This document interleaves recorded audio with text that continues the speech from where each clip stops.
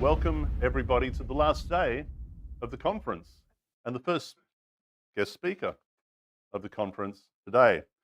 Jodell Onstott, boy, we've had some fun in Israel, is a biblical scholar and historical research specialist known for in-depth historical publications. She highlights the pivotal role the ancient Near Eastern cultural context plays in understanding the modern Bible.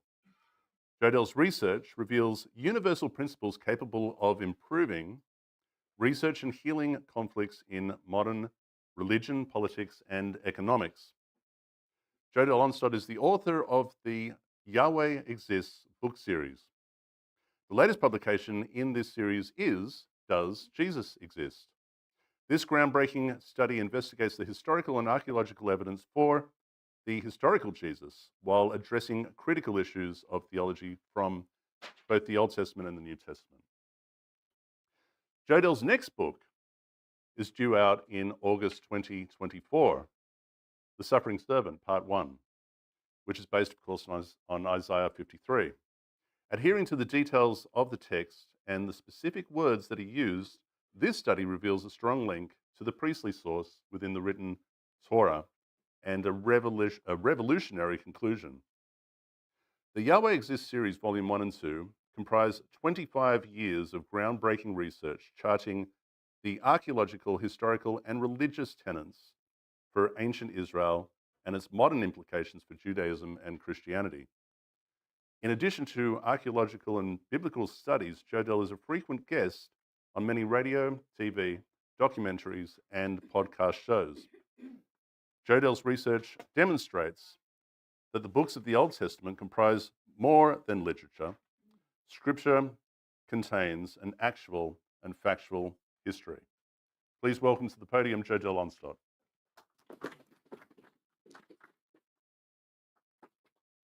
Good morning. It's great to see you all this morning. So how many people did their homework and actually read the handout? Woo! Hey, this is a group above par. So we're going to go through this. So today I've titled this, What is Our Hope in the New Covenant? But I really could have just as easily titled this Yahweh's Plan of Salvation because they're really interconnected. So I'm going to discuss three ideas. Number one, the new covenant's ties to the past or the old covenant. Number two, what changes, the million-dollar question. And number three, what is our hope for the future? So I'm going to go through this pretty lightning quick because I'm on a timer today. They know how I like to go over. And I'm just going to highlight the major points. I encourage each of you to go back and to study and to read these sources for yourself. So Jeremiah in chapter 31, verse 31 through 34, talks about a new covenant. And there are some specific things that he states about this. Number one, the new covenant will not be like the old covenant. It won't be like the Sinaitic covenant where Yahweh gave it to them in the land of when they came out of the land of Egypt. And it won't be a covenant that is purely external. It will become internalized. It will become written on our hearts. It will become a part of us. And it will lead to everyone knowing Yahweh. So as I read through this, it presented several questions for me. I've been around Bible-believing people. I've read a lot of scholarship, and I was left with questions. What I've found in common, whether it's scholars, theologians, just plain believers, is this idea that this new covenant totally obliterates the stipulations, rules, regulations of the old covenant. That has been a very, very common belief, especially a tradition that I was brought up with. So my question was, is this a realistic expectation? If the law is written in our hearts, does that mean that the physical stipulations of the law are no longer applicable? It also led me to question, was Jeremiah contradicting the law? I left all options open when I worked through my questions. So if the law is written in our hearts, how does that affect the new covenant? And I wanted to know about a contradiction. One of the things that I found when I did my research for Volume 1 is that every single patriarchal covenant was incorporated into a new covenant that was given. So you have the Noahic covenant, it's incorporated into the Abrahamic covenants. You have the Abrahamic covenants that just keep rolling, like the promise of blessing of multitude of seed. That is reiterated throughout every single covenant until it comes to the national covenants made with Israel. So is it in Yahweh's character to then nullify everything that he said in the past? What about truth? You know, the idea of truth is that it's constant. If Yahweh is a God of truth, if God does not change, then can he change the stipulations and regulations of the old covenant? So again, for me, it came down is there a contradiction? So what I did is I felt like I had to have a real grounding in the past. I can't challenge what Jeremiah is saying unless I'm well grounded. And what I found was that Deuteronomy states something regarding the type of covenant or the type of law that Yahweh gave at Mount Sinai and reiterated in the plains of Deuteronomy. And that is, it is called a fiery law. And this type of fiery law is something that's very, very specific. It's the idea, and you find this if you look for it as you're reading about the giving of the covenant. You know, Yahweh comes down on Mount Sinai. He's seen as this consuming fire by the general congregation of the children of Israel. And this idea of Yahweh as a consuming fire is reiterated over and over again. Exodus 24, verse 17, Yahweh was like a devouring fire. In Deuteronomy 4:24, Yahweh is like a consuming fire. He's a jealous God. And then you get to the Song of Moses. And the Song of Moses just takes this idea of a consuming fire and amps it up. I mean, this is like 1,000-fold. This is Yahweh. This is his anger. It is called the day of Yahweh, or we grew up with the day of the Lord. And in Deuteronomy 32, verse 22, it states, "A fire is kindled in my anger, and it will burn to the lowest parts of hell, and it will consume the earth with her increase, and the fire is set on the foundations of the mountains." Finally, Deuteronomy 33, verse 2, refers to this as a fire law. So what I want you to take away from this part, because we're going to come back to this in a little bit, just remember that the type of covenant that was established throughout the wilderness experience is a fire law or a fiery law. And when you violate it, it basically consumes those who violate its precepts. So just kind of put that aside for a moment. Now, Jeremiah gives us several specific traits regarding the new covenant, ways in which the new covenant is not like the old covenant. In fact, he gives us 4 specific things. In Jeremiah 29, verses 11 through 14, Jeremiah states, "For I know the thoughts that I have towards you, says Yahweh, thoughts of peace and not of evil, to give you an expected end." To give you an expected end. So what are these thoughts of peace? Number 1, Israel will not have an end to themselves as a people or a nation. Number 2, when we call, Yahweh will be responsive. He will hear and he will listen. Number 3, when we seek for him with all our heart and all our soul, he will be found of us. And number 4, the great second Exodus, the one that dwarfs the first Exodus, so we don't even hardly think about it. He turns our captivity and he gathers us from all nations and delivers us to the land. Earlier this morning, James was mentioning Amos, where we are sifted through all nations and not the least little grain is left in any nation. Yahweh reestablishes us. What Jeremiah describes in these verses is the antithesis, the exact opposite of the Sinai Deuteronomic covenants. Both the Sinai and the Deuteronomic covenants establish an expected end to the children of Israel, both as a people and as a nation. After Moses had 40 years with them, he witnessed 14 different rebellions. He saw that the people had no heart to trust in Yahweh, to obey his laws, to walk in his ways. They would always be rebellious. So he established curses, curses that would define Israel's history for over 2,500 years. And in these curses, you find specific judgments that would affect our future that we are still playing out today. So when you look at the very specific things that bring an end to the children of Israel, you find in Deuteronomy 4:25 through 28 ideas that Yahweh's anger will burn against Israel for the evil they committed. They will perish from the land. You will not live on it, long on it, but you will be utterly destroyed. When you're utterly destroyed, that's an expected end. That's not thoughts of peace. This is thoughts of war, of persecution. Yahweh will scatter you among all people, and you will be left in few in number. If you're left in few in number, that means that something has taken your life. You don't have your population is dwindling. When Israel rebels against the Sinai Deuteronomic covenants, at least 4 things are mentioned. Israel will perish from the land. The nation of Israel will be utterly destroyed. The people will be cast among the nations and left few in number. And during this time that they're in the nations, they will worship false gods during the diaspora. These are not ideas of peace. These are ideas of judgment, judgments that bring about an expected end. Continuing on, you find that all of these things that Moses says in the earlier parts of Deuteronomy are incorporated into a formal prophetic code in Deuteronomy 28 through Deuteronomy 30, verse about 9.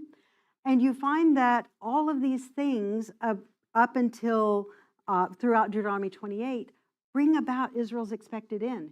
Things like you will have sons and daughters, but they will be given to another people. You and your king will be taken to a nation that is afar, and there you'll serve other gods of wood and stone. You'll begat sons and daughters, but you will not enjoy them because they will go into captivity. And then the big one, we still deal with this today. Deuteronomy 28, verses 45. All these curses will come upon you and pursue you until you are destroyed. This is an expected end. And even throughout the diaspora, what is it that we face? We deal with all of the diseases of Egypt. Yahweh will make your plagues wonderful, the plagues on your seed, even great plagues of long continuance and sickness of long continuance. Every sickness and every plague, which is written in the book of the law, will be upon you until what? Until you are destroyed. This is not a covenant of peace. This is like a covenant of war. It's a covenant of judgment. And so you find that all of this kind of comes to a grand finale with the Song of Moses and the Day of Yahweh. And 2 specific things happen during this day of judgment. Number 1, Yahweh will hide his face from his people, and he will wait and see what their expected end will be. When we call, he won't listen. He turns his face from us, and we are basically kind of on his own, kind of like we didn't want to walk in the covenant. We rebelled against it. We told Yahweh no for so many thousands of years. What do you do with a rebellious and wayward kid? You just kind of have to say, okay, you're on your own. Try it your way, and let's see how that works for you.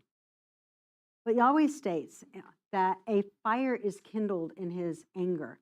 Now, this kind of brings back the imagery of a fire law. And when it burns to the lowest parts of hell. And Micah also builds on this. He ties in Micah 3:4. He ties to this. He says, then they shall cry to Yahweh, but he will not hear. He will hide his face from them at that time because they have behaved themselves poorly in their doings.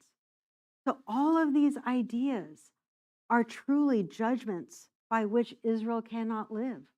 These are judgments by which Israel cannot prosper. And Yahweh established this with Moses in the very first Sinaitic covenant. But something strange happens. Towards the end of these curses, towards the end of this fire law, these curses begin to heal the people.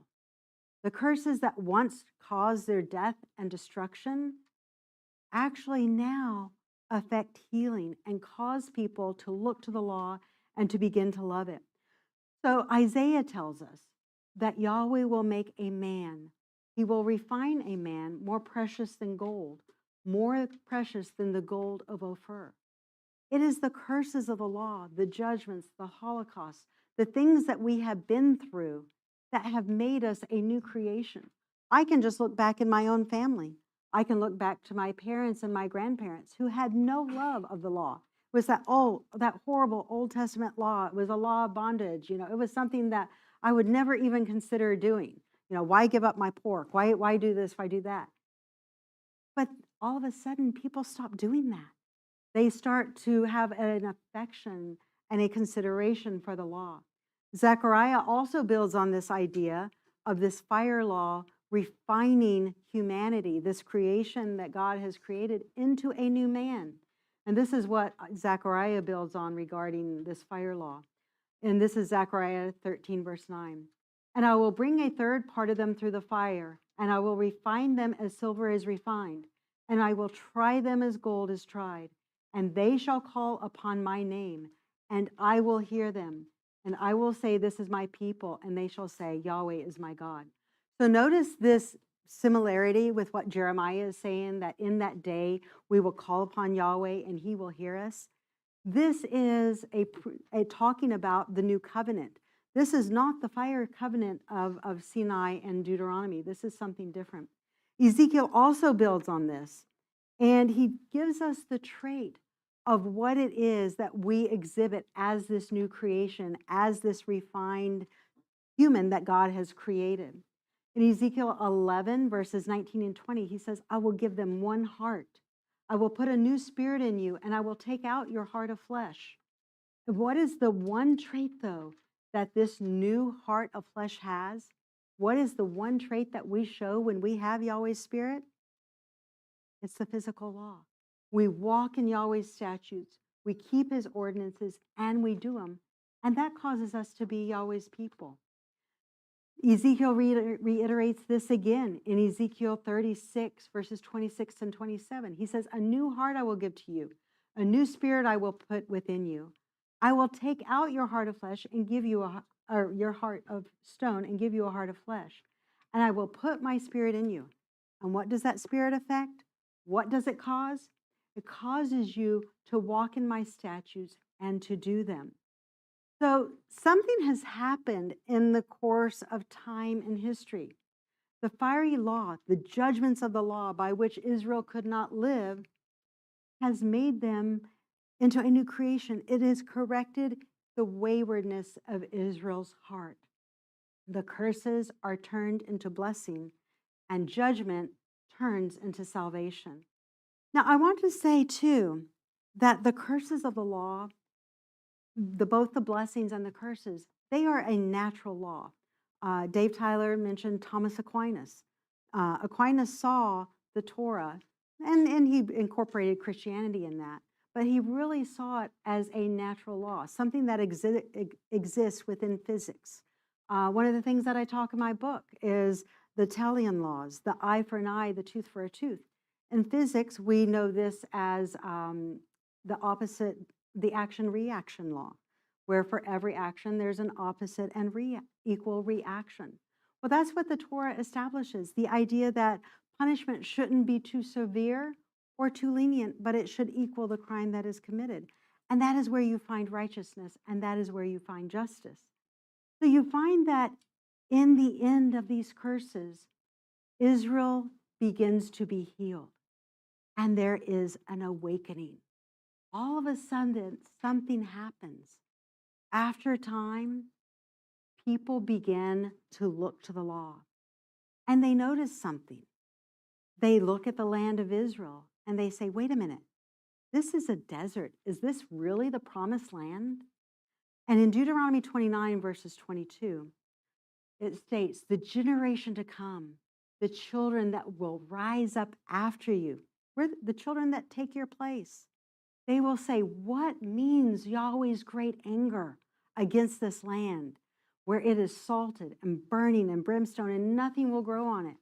You know, when David Horowitz went to Israel in the early 1900s and in the early late 1800s, you have accounts by Mark Twain that talk about the vast desertness of the land of Israel. Well, we're beginning to see that change because of the early pioneers. The land is being reclaimed. Those curses that were on the land, they are in the process of being healed because Yahweh has given Israel the technology, given wisdom, knowledge, and understanding on how to heal the land from its generational curses. And something happens. Something happens to which Jeremiah refers to. In Jeremiah 30, verse 24, he states, "The fierce anger of Yahweh shall not return until he has done it, until he's accomplished it, until he has performed the intents of his heart." But you know what? You will not understand it until the latter days. Until we have been through it and we have this perspective of time and we have the vantage point of hindsight, you know, the old saying, hindsight is 2020. We can look back through history, we can look back through time, and we can see how Yahweh's anger, how his curses, the judgments that he has applied has affected healing, and how in the long run, Yahweh did it for our good. But Jeremiah 30, verse 24 is a bridge between the old and the new covenants because it is a reflection, it is a looking back, and it is a awakening. Both talk about this idea of Yahweh's fierce anger, and it is really this part of this fire law that is in Israel's past. It is accomplished. It is finished. So now for the million-dollar question. What changes? What changes with the new covenant? You know, and this was my inquiring minds wanted to know. Well, quite surprisingly, there's one important change. What changes is us. It's not Yahweh that changes. We are the ones who change. We lose our lust and our desire for sin, where we're always walking contrary to the law of Yahweh. We have focused on it. We have fallen in love with what Yahweh has written, and we internalize it. It becomes a part of us. So we no longer desire to walk in that age-old thing where we're constantly hitting our heads against the same proverbial wall. We actually begin to learn cause and effect, and we say, you know, every time we do this, it just really doesn't work out so well, so let's not do it. Micah 7, 19 through 20, this has become one of my favorite verses. It says, "He will have compassion on us. He will vanquish our iniquities. Yes, you will cast all their sins into the depths of the sea. And then you will return truth to Jacob." Return truth. It means that this truth has been lost. You will return truth to Jacob and unchanging love to Abraham, which you swore with our forefathers from the days of old. This marks the end of the reign of sin. This marks the end of humanity seeking a path that does not work and a path that leads to destruction. Jeremiah 33, verse 8 also refers to this. And again, this is within Jeremiah's context of the new covenant. He says, "And I will cleanse them from their iniquity, whereby they have sinned against me. And I will pardon their iniquities, whereby they have sinned, and whereby they have transgressed against me." You know, when Yahweh cleanses us from sin and from our iniquities, it means that we're not doing those old things anymore. We're actually trying a new path and a new way. So within the old covenant, one thing that you find is that this idea that the sins of the fathers are passed down to the children of the third and fourth generations. But one thing that both Ezekiel and Jeremiah state, they say, in that day, no longer will the sons be put to death for the sins of their fathers, but each man will die for his own sins. So how does that work? And the answer is simply the parents They stop the dysfunctions. They stop the cycle, that Titler cycle that continues generation after generation. They stop, they consider their ways, and they actually choose to do what is right in Yahweh's sight. So when you're doing what is right in Yahweh's sight, there aren't sins to pass down. That doesn't mean that we never sin, but what it means is that when we do sin, we confess our sins and we get back on the right path. We're no longer rebellious where we continue in that wayward path. Now, this idea of each man dies for his own sins, for me at one point of time, I thought of this as something where it was part of the new covenant in the New Testament. But when you look at this, it's really the antithesis of anything that the New Testament would teach or the New Testament would embrace. Because if every man dies for his own iniquity, no one is dying for us. Ezekiel also refers to this in Ezekiel 18, and he reiterates this point when he states, because both Jeremiah and Ezekiel deal with this concept of the proverb that Israel had of the fathers eating sour grapes and their children's teeth being set on edge. And they both say, in the future, you can't use this proverb because it's not going to happen. People are going to finally get it. They're finally going to awaken. And Ezekiel states, the soul that sins, it shall die. So this cannot be the New Testament's new covenant. Now, there's something old and something new in the original law and the original set of covenants that Yahweh gave to the patriarchs and to ancient Israel. I'm going to say something very controversial. Not that I've ever backed away from controversy or anyone here has ever backed away from controversy. But what I'm going to tell you is that Jeremiah's new covenant is actually a continuation of the old covenant. Because the old covenant within Deuteronomy 30, verses 1 through 9, establishes a day wherein Yahweh will issue an everlasting covenant and a covenant of peace that he will never again take away. But there are two things that have happened with this new covenant. Number one, the curses of the law, the judgments, the prophetic law that told of diaspora, that told of disease, all of that has been fulfilled. Those prophecies, that day of judgment is in Israel's past. It's been accomplished. However, the stipulations, the rules, the regulations, the way of life that Yahweh teaches us to live is still intact. It remains, and it still continues. It's a natural law. Yahweh does not abrogate natural law. It continues. So in Deuteronomy 30, verses 1 through 9, Yahweh establishes everlasting salvation. It is not temporary, but it's eternal. But there is one huge change, which I'm going to share with you in just a moment. So you find that within the Old Covenant, it allows and it establishes a new covenant in Israel's future. And this occurs after Deuteronomy 29, verses 22 through 28, where Israel has begun to awaken, where Israel has begin to ask questions. What are these curses of the law?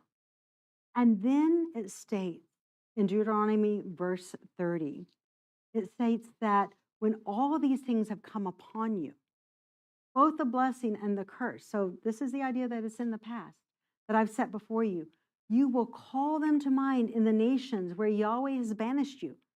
So when this process begins to happen, Israel is still in diaspora.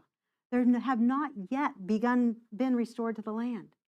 It says, and you will return to Yahweh your God, and you will obey him with all your heart and all your soul as I have commanded. So this process begins.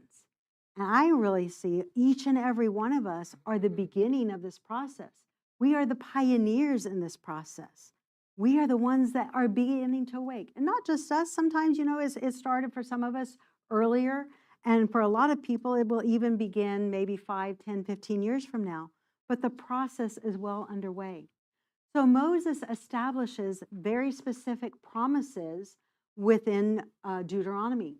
In Deuteronomy 7, verses 12 through 16, He says, because you will listen. And again, there's this causal effect. Because you will listen to my judgments and you will keep them and do them, eventually Yahweh will remove all sickness from you. He will heal the sicknesses and the diseases that we have suffered through for the past 2,000 years. Again, in Deuteronomy 11, verses 18 through 25, there's this causal thing where God says, write the commandments on your doorpost, seal them on your hearts, so that I may bless you. Again, it's conditional. It's natural law. When we walk in this natural law, it affects its own blessing and its own salvation. And again, in verse 22, Deuteronomy 11:22, it says, be careful to keep this commandment that I am commanding you. And again, it's causal so that Yahweh may bless you. So how is the old covenant not like, or the new covenant not like the old covenant? For me, what I have found is that the old covenant, the fire covenant, was a type of covenant that was a trial by ordeal. It was an if then. If you do this, then this is going to happen. And when curses did not correct people, it really mounted up until this torrent of anger and this torrent of just horrific judgments that we've seen the last 2,000 years. But the new covenant that Yahweh is going to establish with Israel is different. It is a covenant of peace, a covenant that historically has only been offered to 4 people in the past. It was offered to the 2 midwives in Egypt, to Puah and Shiphrah. It was offered to Pinchas because of his zeal in defending Yahweh when there was idolatry, and it was offered to King David. Now, for a very precise concept of this, I'm going to share a verse that you can look at home for a really good description of this covenant of peace. But you find that Ezekiel, you find Isaiah, and you find Jeremiah all talk of this future covenant of peace. And this is the covenant of peace that's talked about in Deuteronomy 30 that Yahweh will establish with them. In Ezekiel 34, verses 25 and 26, he states, I will make a covenant of peace with them. I will cause evil beasts to cease out of the land. This hasn't happened yet. Israel is surrounded by evil beasts that continually attack them, as we saw on October 7th. It says, and they will dwell in their land safely. They will sleep, and none will make them afraid. So what is our hope in the future? What is the hope that we have in the new covenant? It is this idea that God will deal peaceably with us. No one will make us afraid.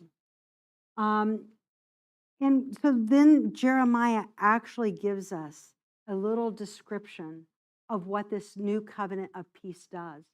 In Jeremiah, this is going to be 30, verse 11.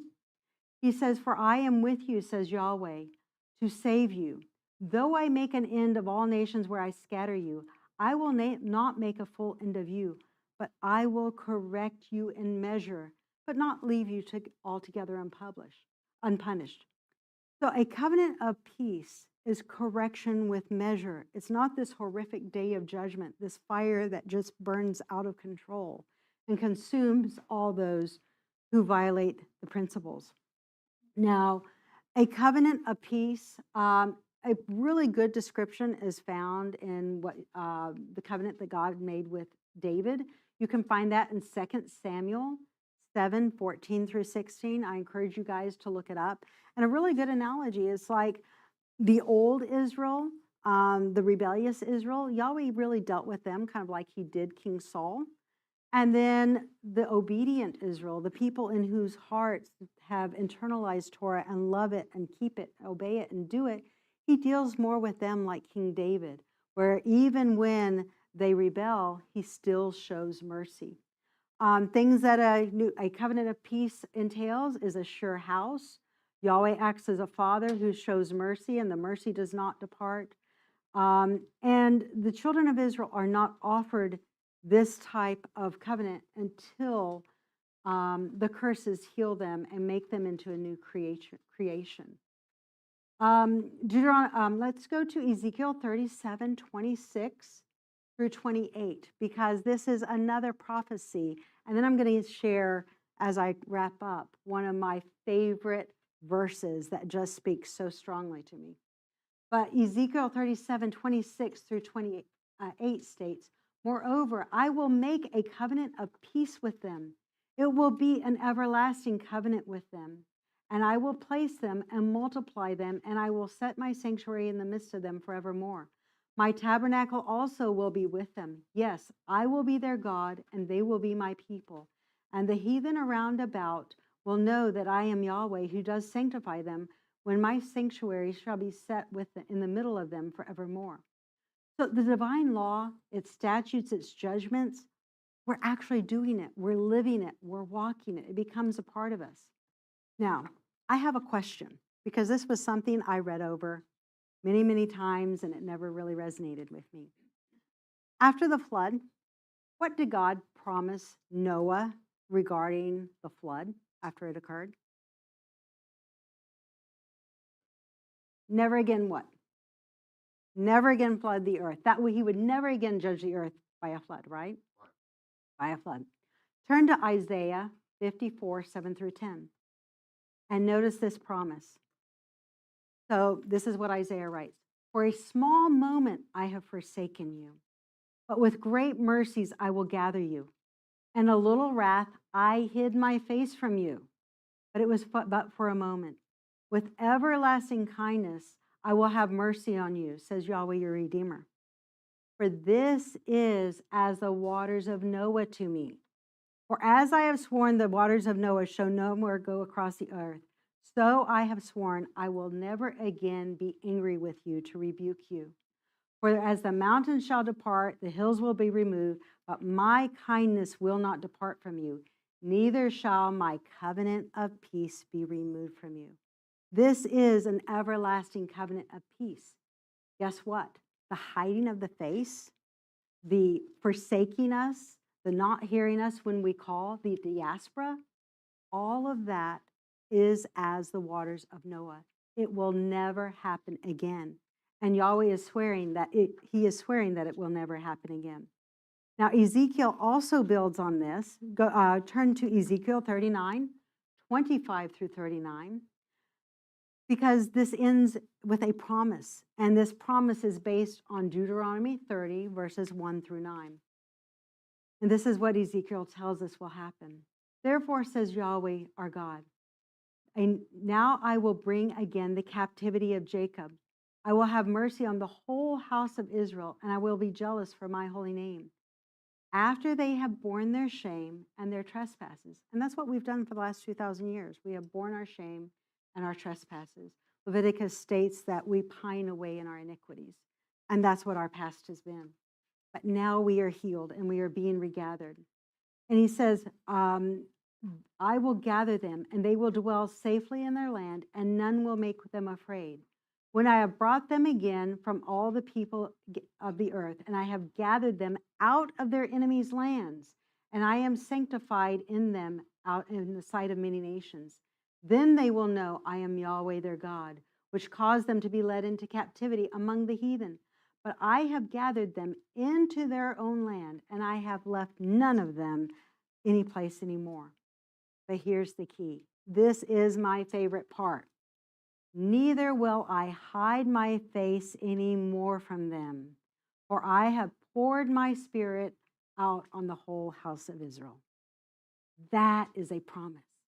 And with that promise, when we call to him, he will answer. He will be responsive. Before we call out, he will answer us. There will be no more wars. There will be no terrorism. There will be no genocides or holocausts. We will dwell in peace. And Yahweh will give this covenant of peace. Jeremiah also states this as part of the new covenant in Jeremiah 24, verses 6 and 7. He says, "For I will set my eyes upon them for good. I will bring them again to this land, and I will build them. I will not pull them down. I will plant them and not pluck them up." Up until 1947, this has never happened in Israel's history. When Israel came back at the Second Temple period, They were cast out of the land again. Egyptian Pharaoh came and deported part of the people, but then wars, Holocaust, and persecution from Rome caused them to scatter into the nations again. But this is what Jeremiah promises will happen. I will give them a heart to know me, that I am Yahweh, and they shall be my people, and I will be their God, for they shall return to me with their whole heart. You know, our perspective of Yahweh, the past 2,000 years, we have only known God, and our perception of him is of a God who has hidden his face from us, a God who is not responsive to us when we call. We can be in the midst of wars, of persecution. We cry out to him. There isn't always an answer.